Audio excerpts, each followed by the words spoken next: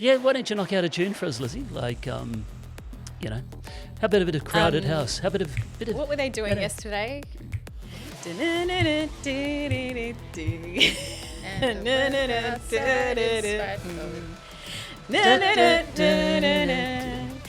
it snow, let it snow, let it snow. Why are you running? Who are you? What's it got to do with you? 4 months ago, alright? Until they clean up their yard, the rats won't go away. We don't know it. Is this all hocus pocus? Can you say, abracadabra, here's your pay? I'm pretty fit, Abdullah. I can keep running. Go. It's called a current affair Australia. Is that what I know? Have a lovely day.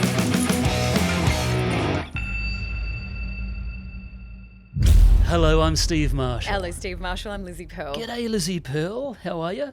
Going pretty well this week. Welcome to another episode of That's ACA, where we take you behind the scenes of Australia's most famous or infamous current affairs show, A Current Affair. A Current Affair. A Current Affair hosted by the one and only Ellie Langdon, but online it's you and me, Lizzie. What are we doing this for? For likes. Well, why? Because we take people behind the scenes. We pull back the curtain on what's going on at a current affair and the shoots behind it. Yeah, and what goes into putting this little show of ours together every week, every night? 6 nights a week. 6 nights a week. You know, almost 365 days a year. We're knocking out the yarns. A lot of people come to us. Actually, what have you been up to lately? I had a story on recently about landlording. And I'd never heard of this term before. Yeah. It's where, you know, a normal person will just accumulate hundreds and hundreds of rental properties. So sign the lease in their own name and then sublet out on platforms such as Airbnb, Stays, Booking.com. You can actually make a lot of money doing it. Okay, so just to clarify, the one person signs a long-term residential lease and then, and obviously goes and buys furniture and then decks it out. Kits the whole thing out, puts it up on one of the platforms. And, you know, essentially you are taking on a lot of risk because you have signed that long-term lease. But you can make a whole lot more money on the short-term market than you can signing a long-term lease. Yeah. And people are making thousands and thousands of dollars and posting all about it on Instagram and TikTok about how they did it and trying to get other people to, encouraging people to do it themselves as well. And it's a great way to make money if that's you and that's what you can do. But there is an argument, the counter argument is that it's pushing up rents in the inner city of our capital cities and pushing out long-term renters, pushing out families, essential workers, nurses, teachers who can no longer afford to live close to work. So there's a bit of an argument. It's a heated debate. People feel very passionately about it, and we did a little story and broke it all down and how it's working. And it is actually legal. And I think there's a misconception that subletting in Australia is illegal. It's not. If the landlord, the owner of the property is okay with it and the leases are signed, it's okay with the strata, okay with the local council, it's completely legal. So, well, then it becomes a moral issue, doesn't it? And, you know, how good do you feel about yourself doing those sort of things? I guess it's a bit like hoarding toilet paper during COVID. You know, it wasn't illegal, but was it the right thing to do? No, but it's a legitimate way to make money. It's then up to local governments and state governments as to what they want their cities to look like. Do they want their cities just to be transient communities where people come for Thursday, Friday, Saturday, Sunday night and then it's empty for the rest of the time? Is that what they want their city and their suburbs to look like? Or do they want to put in restrictions and caps, registers, that kind of thing, to have more of a community vibe in their city? And that comes down to our leaders who we elect to make these decisions. Yeah, and obviously you caught up with someone doing it. We did. How do you maximise Airbnb profit? I'm a 22-year-old 7-figure Airbnb host, and I'm going to tell you exactly how I got started. I'm going to give you the exact blueprint of how I generated 30 million in revenue from Airbnb properties that I don't even own. This helped me explode my Airbnb business to over $200,000 a month. It's not a loophole, it's not illegal. Landlording is making plenty of people plenty of cash. How we went from just a few $1,000s in the bank to launching over 500 Airbnbs across 4 continents. This is James Murphy, once a broke Sydney pastor, now a self-described millionaire. One of them said, "You are to blame for the housing crisis in Australia. What do you say to that? The sources show that there's probably less than 2% of Airbnb listings compared to the overall supply of properties across Australia. So it's a small slice of the market. But it does drive up rental prices. We have to be frank about that. It does drive up rental prices. I think the primary reason for the demand on property rentals is centred around the short supply of housing. The government has made targets for 2029 in terms of the number of houses to be built and placed into the market. We're more than 200,000 shy of that target across all states currently. Talk to me. Come on. So, James Murphy, I found him on Instagram. He's an interesting character. He says he's been able to accumulate more than 500 properties across 4 continents, so Australia and beyond. And he says he has accrued more than $30 million in revenue, in bookings, in the last 6 years by doing this. Sorry, how much? 30 million. Revenue. Yeah. So we don't know what his profit margins are because there is a lot of outlay. You do have to, as you said, furnish, clean, all that kind of thing. Wow. Pay 500 properties, 30 mil in rev. Yeah. Wow. Yeah, he's busy. He's a busy man, gee. and he also now sort of spruiks his online training courses. So people who want to emulate what he's doing pay quite a hefty sum to get access to his tutorials where he can teach you how it's done. Now, He's not shy. He's not a shy man. no. Well, if he's on Instagram, right? And so Jimmy, what is it? Yeah, what's Jimmy's MO here? What's the guy? Well, the interesting thing I found is James used to be a pastor, Oh, a man of God. Yeah. And he said he got the calling from God to quit being a pastor and take up doing subletting full time. So it's God's will. So he says he was listening to God and now he's doing God's work, I guess. Not sure if God would want about 500 families who'd be in those rentals. Including Naomi, He our only producer rented here. me. Well, he says he can service the community more than being a pastor by doing this. So that's what he says. I guess in the Bible does reference 7 sources of income, and one of those sources is rental income. So I don't know the Bible that well, but I'm not sure where that part is. I'm pretty sure that's the case. I'm sure we'll receive a message or two if that's not. Yeah. Let us know. Let Steve know. But we do come across all sorts in at a current affair, and he's just one of those characters. And Jimmy's happy to spruik it online, obviously, and teaching people how to do it. Yep. Wow. Might have to have a look at that. Have a look. Have you enrolled? Could be a little Have you side enrolled? hustle. No. I'm flat out looking after my own home, let alone 500. Speaking of flat or flat out, right? Did you have a microphone in your hand this week alongside a very well-known singer? Did I have a microphone in my hand? Yes. I mean, yes. Yeah, Are you talking about I am. Delta? Delta, yeah.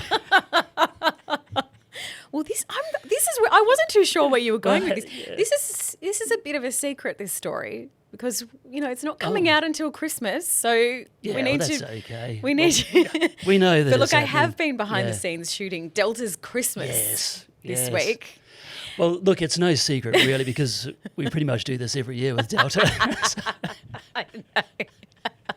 No, look, it was a whole lot of fun. Yeah. It's shot over 2 days. Wow. The production is extraordinary. Walking in to the studio, the Channel 9 studios have been transformed into a winter wonderland. I don't want to give away too much.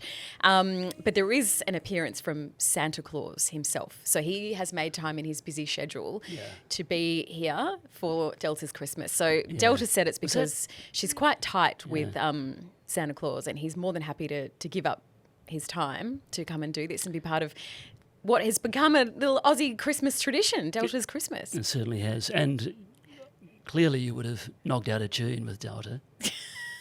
Because Come on, Lizzie. I wanted to. Come on. I was doing my best backup dancing, hoping she'd notice me and be like, "Get up here, Lizzie. We need you on stage." But okay. I don't think she could see me. Must have been the bright lights. I think I know why. I think I might have ruined it for you. Why? Do I just not have the talent? I've done a couple of these with Delta in the past, and the last one I did a couple of years back, I did sort of slip in next to her on the piano seat and knocked out a bit of a duet on Santa Comes to Town. Santa Claus is coming to town. Yes. And did she like that or? Well, but she's a great actress too, right? It's not only singing; she's a good actress. But she's such a... Delta is just one of the most beautiful people. On the great. outside, of course, Yeah. but on the inside, she is just so lovely and kind and was making, she has got a lot on her plate with shooting this whole thing, but Yeah. made so much time for a current affair and even said how much she loves a current affair. So, Yeah. Oh, well, doesn't she just? Well, even after my performance. Even after that, I she absolutely still loves it. I murdered that. So LP, story. you got to meet Santa. I did get to meet Santa Claus. Did he tell you if you're on the naughty or nice list? Guys, Santa told me I was on the naughty list. And I said, Santa, Where's my bike? what? Where's my book?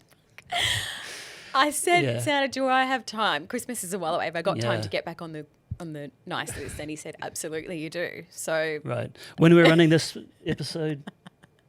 No? When are we putting this one out? December 24? Well, yeah, why don't you knock out a tune for us, Lizzie? Like, how about a bit of Crowded House? How about a bit of... what were they doing yesterday? And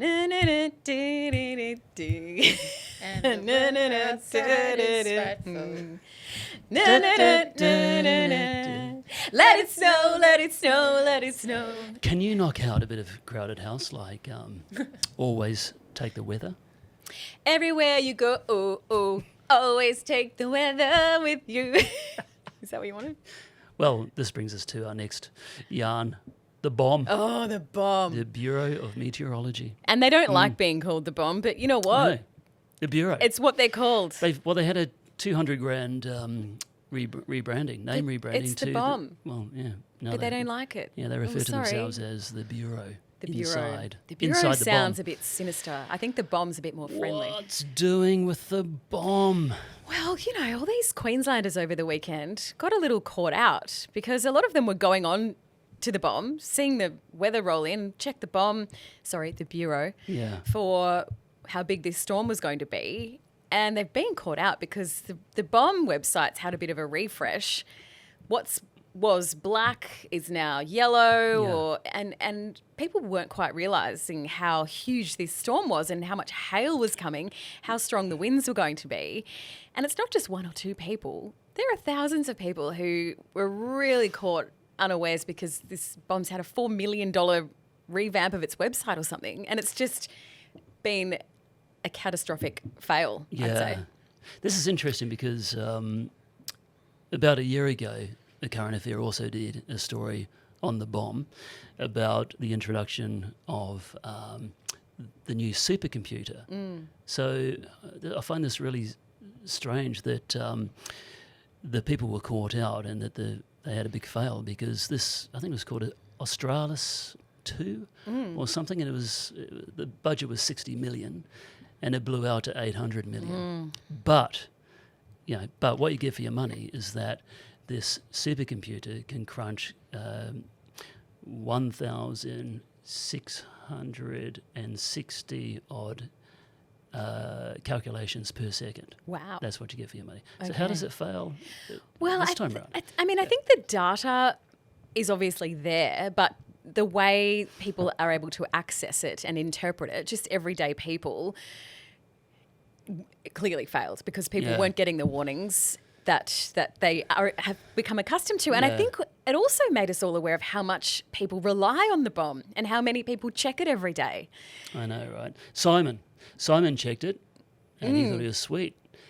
But poor bloke had to run for cover with a milk crate over his head. Because of all the hail. The hail helmet. I mean, milk crates have holes in them. He grabbed whatever he could. What do you grab a and then his bucket? cars. What do you grab, a bucket or your cycle helmet or something? Why do you grab a milk I crate? don't know. Old sight. Just grabbing whatever he could. What's the go there? Yeah, and his cars were just hail damage because he didn't move them Yeah, undercover that's a because he didn't write-off. think there was going to be hail. So it's made it all the way to the Parliament in Queensland. The Premier there is pointing the finger, saying this is not good enough. Queenslanders won't be putting up with this. And you also have to ask the question, why did the BOM decide to roll out these massive changes to their website right at the start of storm season? I know in this country there's always wild weather. Australia is known for its extremes, droughts and floods. But really, there are different times of year that perhaps could have been a little bit more friendly to everyday Aussies trying to log on there and figure out what's going on. Well, when your budget blows out from 60 million to 800 million, you're under pressure to get it out there. To get it right. It's unfathomable. And to see how this I was happens. on there on the weekend because I was reading the news on the Weekend Today show, and I knew that there was some storms about in Queensland, and I was trying to get the latest information, and I just couldn't find it. I couldn't find the warnings quickly. I used to be able to know what to click on, where to go, and I think that was probably the same as what thousands of Queenslanders felt on the weekend. Yeah. Have you ever run for cover with a milk crate on your head? No. I'll probably grab a stack hat, I reckon. Any form of makeshift helmet that you've used at all? Yeah, an ice cream container. When you're trying to get away from magpies, you draw two eyes, put an ice cream container on your head. Did you use one of those when you rescued that possum the other day? No, I just had to take my jumper off. Do you want to talk us through that one? So this was not a story on a current affair. Should have been. Should have been a lead. I have become a bit of a possum rescuer in my neighbourhood. I was first alerted to this poor little baby ringtail possum. It had run up the world's smallest tree to try and get away from these nasty minor birds that were squawking at it and swooping it and pecking it. And it was morning. You don't normally see possums in the middle of the day. So anyway, I was out. This is a long story. No, have we got time? I was out collecting pine cones because... What? Because I was going to make Christmas decorations. Is that a hobby? I wanted to make some Christmas decorations out Are of they pine cones. gifts for the office? So, they're going to be. Pine It's cones going to be your Christmas present. So The Secret Santa. if you're nice if to I me. get a pine cone, I know So who it is. anyway, I swung into wildlife warrior mode. I was like, I've got to chase away these birds. So I had my pine cones. I started pegging the pine cones at the birds. And then I thought, I better not do that because then I'm going to have two casualties. I wish that had been caught on camera. So Then we would have a story. Then I've left the possum in the tree, called Wires. Wonderful service that Wires is in our country, rescuing native wildlife. I said, I've got this tiny little ringtail possum. What do I do? They said, you've got to catch it. Oh my God, you guys meant to be doing this? Isn't that their job? Yeah. So took off my jumper because, the possums have got... And then I'm looking around for someone to help me. Some bloke walks past. I said, hi, mate, can you help me catch the possum? Just looks at me, goes, good luck. Keeps going. I was like, all right. Then this little old lady's come and helped me. I've grabbed the possum, scooped him up in my jumper, took him to the vet. They reckon he's going to be okay. He just possibly got kicked out of home by his mum. Oh. Because it's this time of year where they all have to move on. Is that right? And he didn't find himself a good enough home, and then we had a couple of hot days and he was possibly dehydrated. Okay, question. Did you take him home? No, I took him to the vet. After the vet? I did have to take him home. Yeah. Okay. First, so I could go and get my keys so I could get him in the car. Follow-up question. Yeah. Is he still at home? I had to I wrapped him up in a jumper. I had to leave him in the garage because my dog was trying to, properly tear him apart. No, he's not at home. Okay. I'm not allowed any more pets. So, well, lucky you own your house, Lizzie. Or not rent. No, right? No. I've just recently become a homeowner. No, well, because... So I know what it's like. I know what it's because, like being a don't renter. don't we all? No, you'll enjoy this one too. Trying to get your bond back from the regarding rentals and from the agent. Tough job these days. Wow, they're really finicky, these real estate agents. And we had a story on recently where it's just they're just complaining about, one little dead fly on a windowsill or a speck of dirt here or a bit of, come on. It's someone's home and they've been living in it for, months or years. Yeah. You have to expect a little bit of wear and tear. You're not going to get your house back brand new. No, you don't expect to get the entire bond back, do you? But if you're Always missing out, get my whole bond back. have you got an impeccable record, have you? Just by bringing home possums But a and all. bond is for damage to the house. Not a little speck of dirt here and there or, Or a scuffed mark on No, it. that's wear and tear. Yeah, so Fee, the cleaning lady, was on top of this, and she went viral on TikTok. Yeah. She's calling out agents for this type of behaviour that lock up your bond because of a very trivial Thing. The only way that tenants can get into homes, stay in homes, is to, they're saying, live in anxiety and fear. This is why real estates and landlords lose good tenants. Cleaners are now having to budget a callback for unreasonable real estates. Imagine that. So if you're a landlord and you have a real estate, I would do your due diligence to make sure they're not like this one who treats your tenants like they're pieces of shit. She's a professional cleaner and she comes in and does those end of lease cleans. Yeah. And she went viral on TikTok because she's been called back to the homes by real estate agents who said you haven't done a good enough job. And she goes in and there's this like a little mark here and a little mark there, and the agents are trying to hold on to people's bonds over it. So, okay, so there'll be another fee for going back to do a second clean. I wouldn't be surprised if, the agent's clipping the ticket on that. You'd say so. On that, You'd say so. Yeah. I mean, fair enough if there is actually significant damage or there's something that just cannot be cleaned. Yeah. Take some bond money for that. And, I think renters do get a bit of a bad rap sometimes because there are some troublemakers and the bad apples who, make it bad for everyone. But come on. Anyway, Fee's got some great tips. Now, that's a cracking story to look at as well. Yeah, it is a good one. Get some good tips. It is a good one. In regards to that. But one of her tips was like when you've given notice to move out, start to feed the family using paper plates and disposable cutlery. I did see it. I was like, I don't think we need to go to that extent. Because I take it because you've boxed up.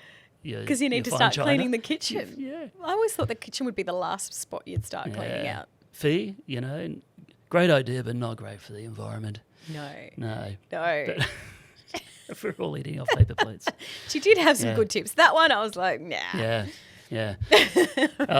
Actually, I know someone that during the school holidays, she's got a couple of kids, and to give herself a break, doing her treat to herself during their school holidays is to feed the kids on paper plates and using disposable cups, so she doesn't have to do the dishes.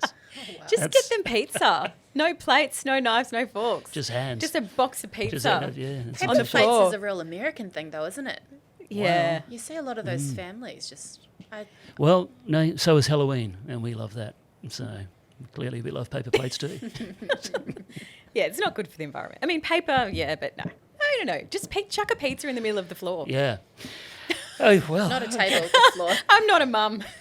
That's my parenting tips.